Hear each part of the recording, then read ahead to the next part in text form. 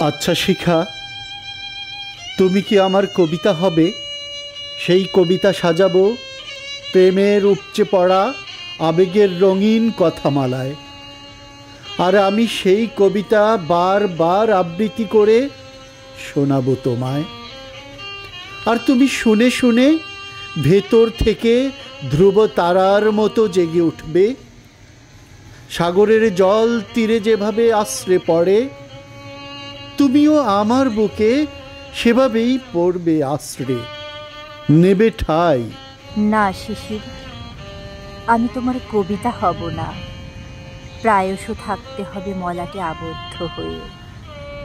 মন চাইলে কখনো আবৃত্তি করবে, নয়তো সযতনে তুলে রাখবে বইয়ের তাকে।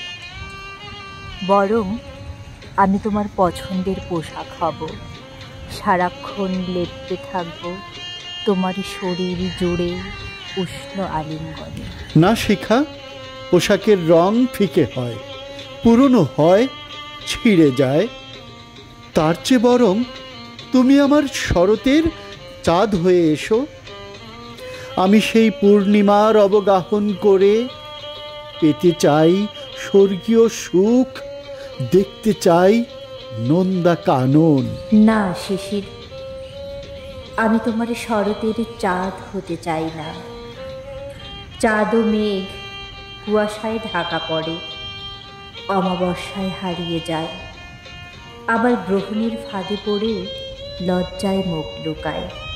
বরং আমি তোমার মেঘ হতে চাই, বৃষ্টি হয়ে ভিজিয়ে দেব তোমার তপ্ত জমিন। না শিখা, মেঘ তো ঋতুভেদে আকাশে দেখা যায়। কখনো সাদা মেঘ কালো হয়ে ভয়ঙ্কর রূপ ধারণ করে, বন্যায় তলিয়ে দেয় আমার পথ চলার পথ। তার চেয়ে বরং তুমি আমার সবুজ বৃক্ষ হয়ে যাও, ফুল ফল অম্লজান দিয়ে আমাকে সব সময় রাখবে সবুজে সতেজ। হ্যাঁ শিশির, আমি তোমার সবুজ বৃক্ষ হয়েই থাকতে চাই। আমার গাঢ় হরিতে জোড়াবে তোমার শরীর ও মন।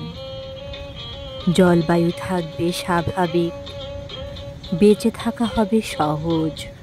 ওগো প্রিয়তমা, তোমার কাছে একটি চাওয়া, তোমার সবুজ নিবিড় আচ্ছাদনে আমায় ঘিরে রেখো মহাকাল।